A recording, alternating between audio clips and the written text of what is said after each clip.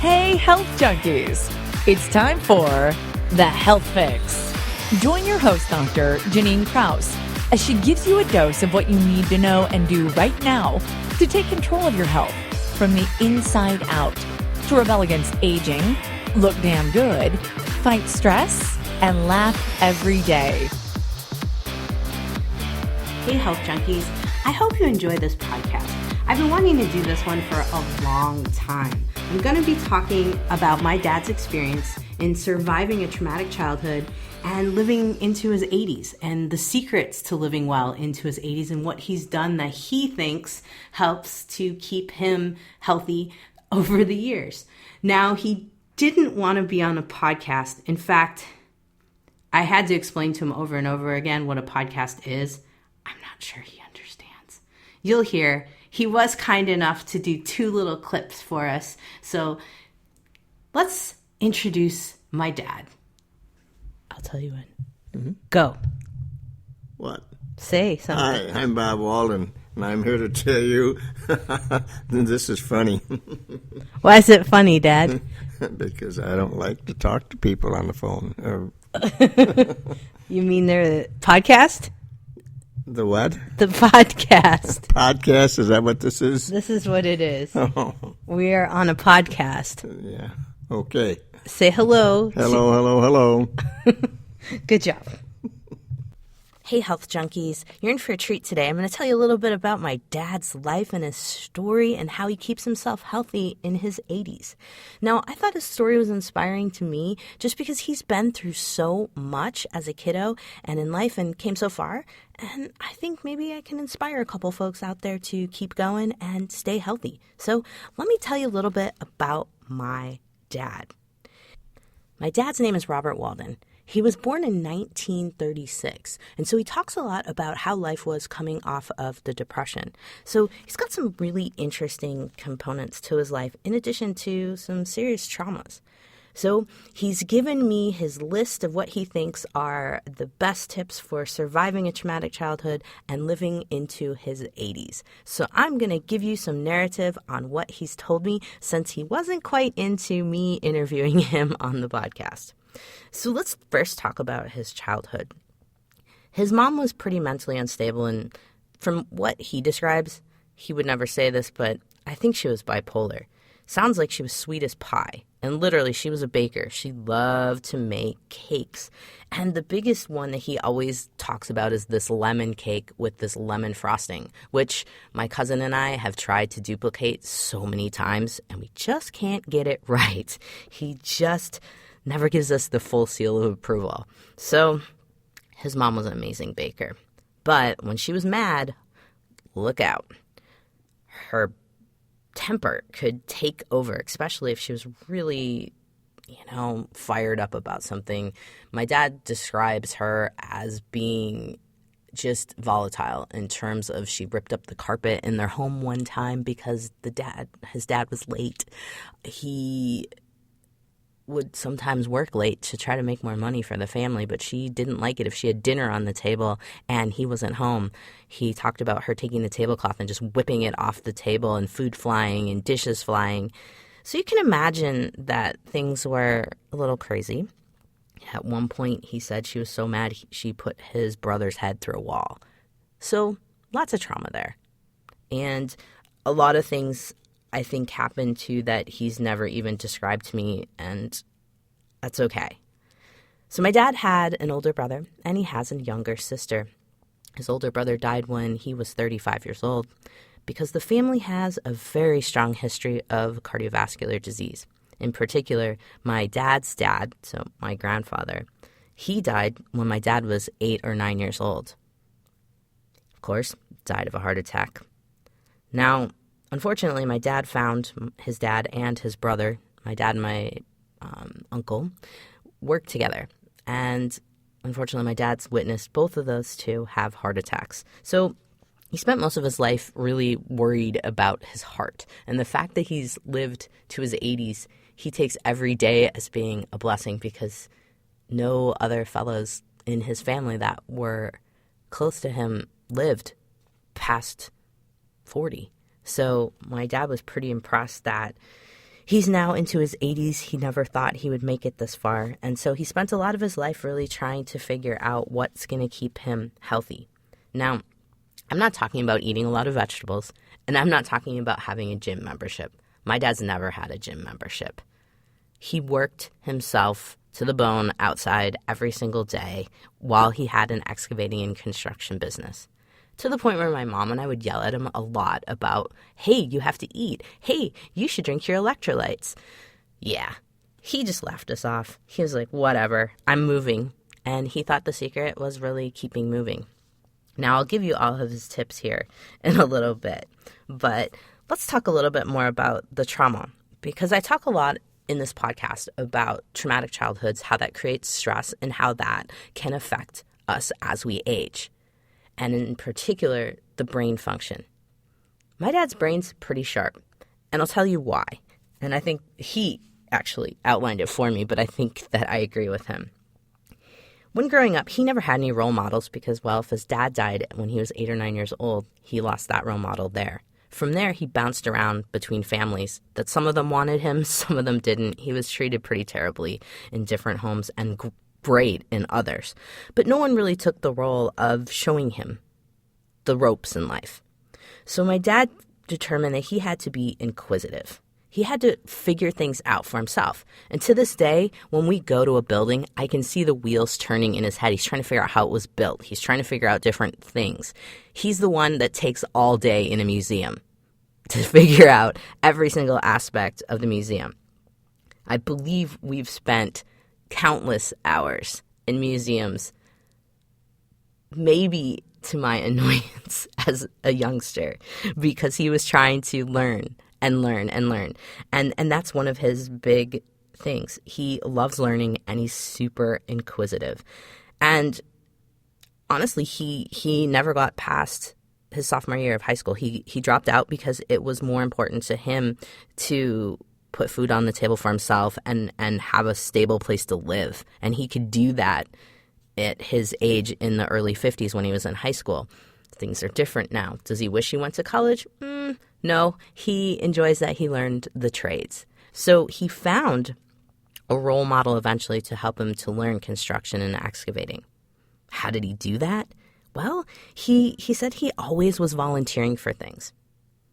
He was always putting himself out there to learn more.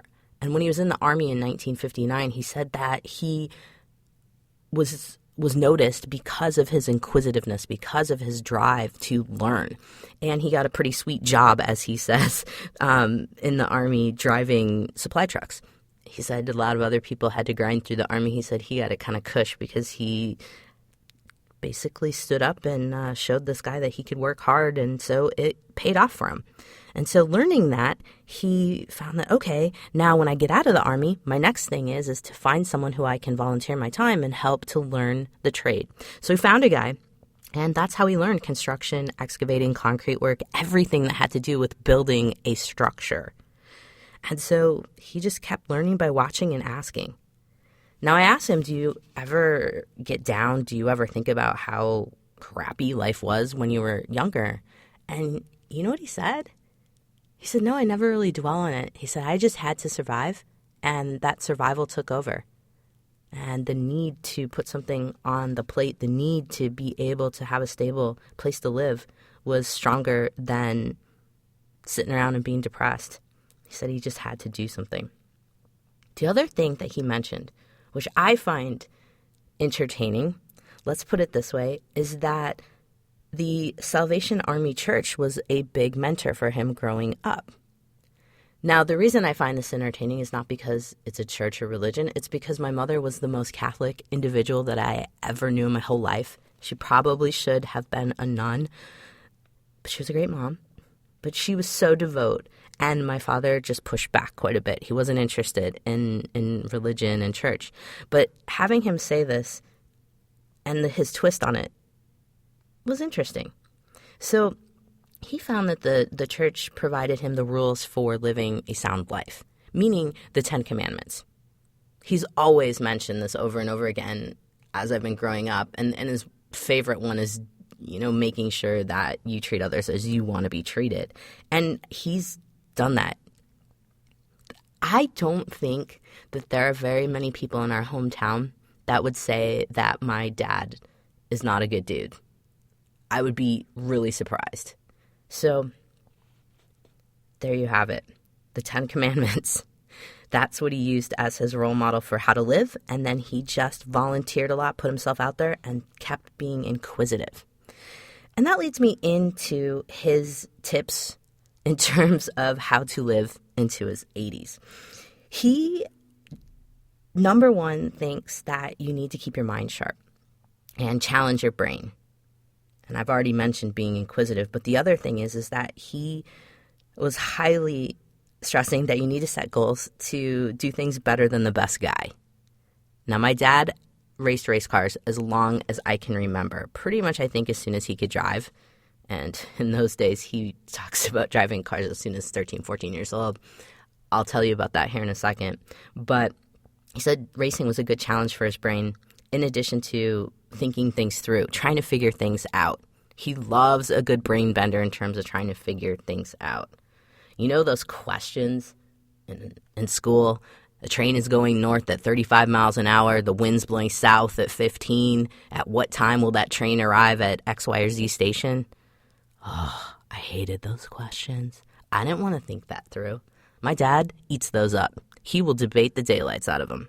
So challenging your brain is his number one thing that he thinks keeps you sharp as you get into your 80s. He's also an avid reader. He's a speed reader, I think. If there was a competition for reading, he would be number one on that list. We blow through books here like no other. Thank goodness for the free library here in our neighborhoods to pick up books and trade them out. And, oh, you should see his library card. It is well used. So reading and challenging your brain, number one. Number two is working hard outside. Now, one of the things he mentioned to me is, yes, he had a very active job. But a lot of guys in his industry who had active jobs would then go to the bar or go home and sit and watch TV and do nothing the rest of the evening but drink and watch the TV. He said boob tube, by the way. So, old school for TV. He is really highlighting to folks that it's important to keep moving even if you do have a physical job. Don't go sit on your butt and do nothing. So working hard outside. The other thing he wanted me to mention is that all of his friends who had desk jobs are dead now. Just saying. And all of his friends who worked hard outside and then went home and gardened or went home and worked on a hobby, still alive. So that's what he's seen. Now, this leads into number 3 of the tips, getting a hobby. He has raced, as I mentioned, since he could drive.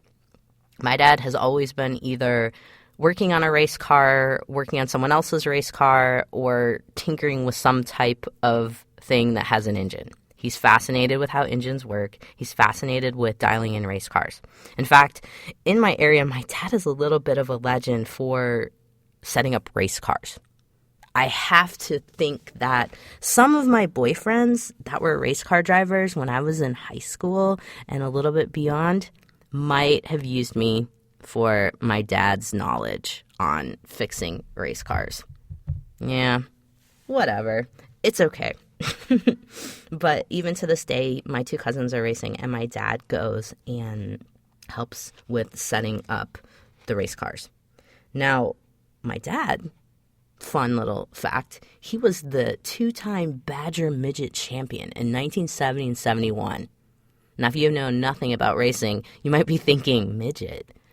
He's a little guy, but midgets are race cars that run on dirt tracks, and they're predominantly smaller engined race cars, but they can go pretty fast, and it's pretty fun. So anyway, I grew up at racetracks, and I grew up with the enjoyment watching my dad figure out the race cars and set up the race car, and it set me up for really getting a really good insight into trying to be better than the best guy and really work hard to succeed in life, but also to work hard to figure things out. So back to those story problems that I hated, I still hate them.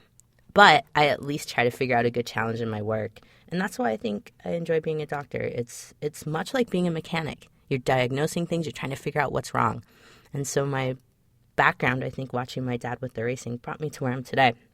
So you got to get a hobby that keeps you moving. With racing, you're up, you're down, you're underneath the car, you're moving. And when you're at a race, there's so many things that are happening so fast. You're moving a lot and you're moving fast. And when you're working on the car as your hobby, you're also doing a lot of different movements, crouching down, squatting. These are things that our bodies need for proper joint movement. To this day, my dad will say, yeah, he has aches and pains. Yes, he's stiff in the morning, but as soon as he starts getting moving and doing his hobbies and his work, there's no pain. So something to think about in terms of getting older. Now, other hobbies that he recommends, but he doesn't love, he thinks that folks should definitely work in their yards. My dad's a great gardener. Never had a garden while my mom was alive, never touched the garden, never went near it. We always had one, but that was my grandma's and mom's job. But once my mom died, my dad took over and started creating a pretty amazing garden. So that's pretty cool. Plus, he also started to tend to his grapes and his cherries and apple trees. The man made an apple pie last year. How cool is that? And the reason I say how cool is that is he never really cooked for himself much until my mom died. And so the fact that he's venturing into making jams and apple pies, I'm freaking impressed. So get a hobby that keeps you moving.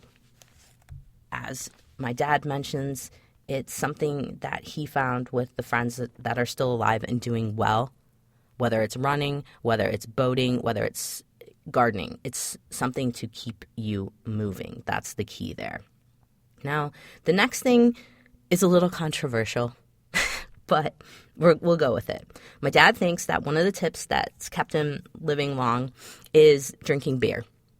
Now, he doesn't drink a heavy IPA. He drinks Miller Lite. If there's a rep listening to this from Miller Lite, my dad definitely would be your epitome of a Miller Lite fan. In fact, I just took a picture of him the other day. He had a Miller Lite shirt on, was drinking a Miller Lite with a Miller Lite hat. He's a rep. He's repping for him. But the thing he says about beer is that it's lighter. So he's not talking about IPAs. He's talking about light beers. He said that for some reason it helps with your social activity. So he was always working on his hobbies, drinking his beer after work. I don't think I've ever seen my dad not have at least 2 beers a day, which a lot of folks out there might be thinking that he's an alcoholic or something of that nature. I don't know. You can label it. But what he said is his friends that drink beer, light beers, in moderation are still alive, and his friends that hit the hard alcohol and the heavier beers consistently are not alive. So you put it together. Now, another tip that my dad really wanted to highlight is talking about telling jokes and playing. He's a jokester. He loves to make people laugh, but he also likes to laugh himself and goof off, kind of like me. So he likes to tell dirty jokes, and by that I mean pig fell in the mud. He would always tell me pig fell in the mud, and that was his dirty joke. But he also gets into it, I'm sure, with his friends about jokes that I don't want to know about. Now, the other thing about my dad is his play. Since I can remember, my dad, at any given time, if there was enough space, would be walking on his hands, out of the blue. In fact, at most parties, he was playing with the kids, walking on his hands, jumping around, crawling on the ground. Even to this day, he plays with kiddos just as hard as they play with him. And it's a beautiful thing to watch because he's really mobile. He can crawl, he can jump, he can balance. And part of his play is that he believes that if you balance on one leg long enough, you're going to keep your balance better so you don't fall. And so he creates somewhat of a game with himself, and he will balance on one leg in the shower. He'll balance on one leg to put his pants on. He'll balance on one leg if you tell him to do it. So if you listen to any of my other podcasts, I talk a lot about neurostability and how I think it's really important to train your joints to balance you because your joints have more nerve receptors than your muscles do. And my dad is living that. And I'm going to admit that part of me gets it from him. He has no science background. I just have to put the sciencey words to it. And neurostability training is what my dad is recommending for folks. Balance and play. So, you've heard a little bit about my dad's history. You've heard about his tips. I'm going to put the tips on my podcast notes at drjkrausend.com. Just so you have them there. But to sum things up, what I've noticed about my dad compared to other folks' dads and older is that it doesn't matter how strict you are in terms of eating. My dad eats some junk food. He has a mad sweet tooth. He drinks beer. He definitely doesn't cook 5-star meals for himself, and I fight with him about how many veggies he eats.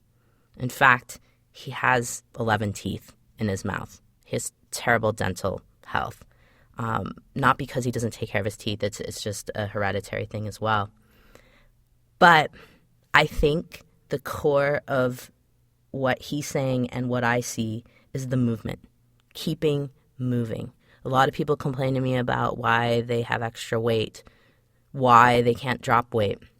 You can't just work out an hour a day and then sit at a desk or watch TV and not move. You need to keep moving. And I think what we've lost over the years in terms of our human race is the ability to get outside and move. A lot of us are stuck to our computers. And so I'm hoping that when you're listening to these podcasts, that you're out walking, that you're out playing, that you're moving, and just helping to keep your joints and body healthy. Because when the body loses the ability to move, we really decline in our health. A couple podcasts ago, I interviewed my coach and good friend Meredith about her training with the primal process. And so it's primal health training with Mark Sisson. He's Mark from Mark's Daily Apple.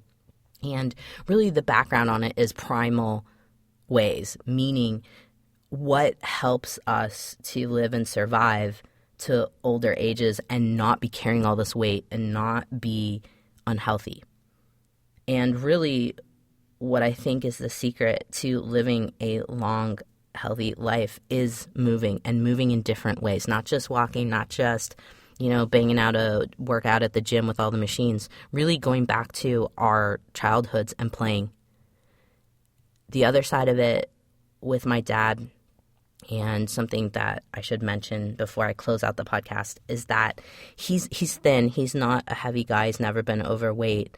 And he just doesn't stuff himself. He doesn't eat to excess. And I would probably add that as one of his tips, even though we didn't fully highlight that for him.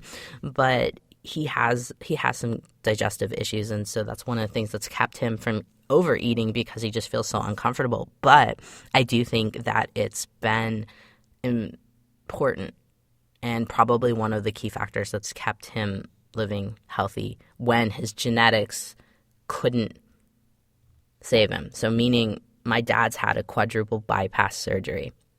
He's also had his thyroid removed due to thyroid cancer. And that was 10 years ago.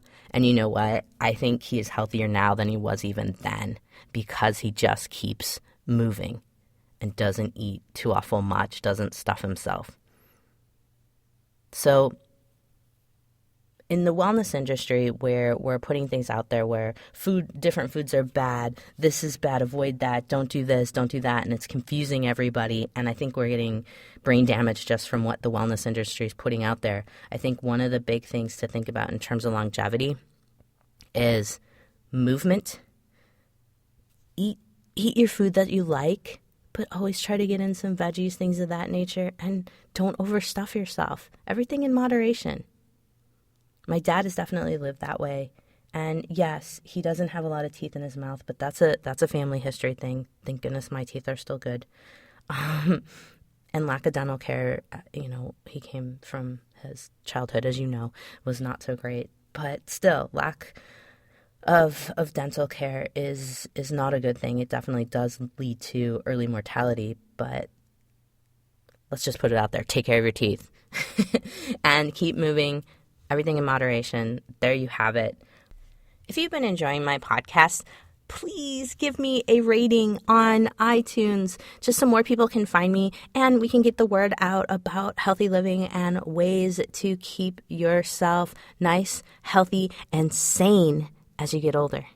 Okay, Dad, close out the interview for us. Thanks for listening to my story. Well, there you have it, folks. You've survived another episode of The Health Fix. I'm your host, Dr. Janine Krause. Have a great day, whatever you're doing. Hey everybody, Dr. Janine Krause here. If you liked what you heard today, then head over to drjkrausend.com to find my free resources and information to know when I post something new that's juicy that you might want to check out.